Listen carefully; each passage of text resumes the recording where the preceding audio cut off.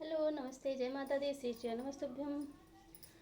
और आप सब अच्छे होंगे ऐसा मेरा उम्मीद है और ऐसी मेरी प्रार्थना है भगवान भोलेनाथ से कि आप सब जहाँ रहें स्वस्थ रहें मस्त रहें।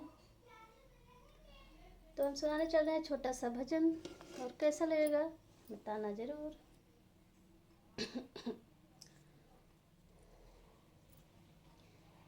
गंगा के किनारे खड़े रे भगवान मांगे रहे नैया।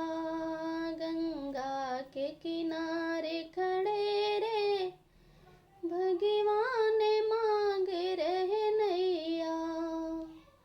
सुन रे केवट भैया जरा इधर ले आओ नैया। सुन रे केवट भैया जरा इधर ले आओ नैया।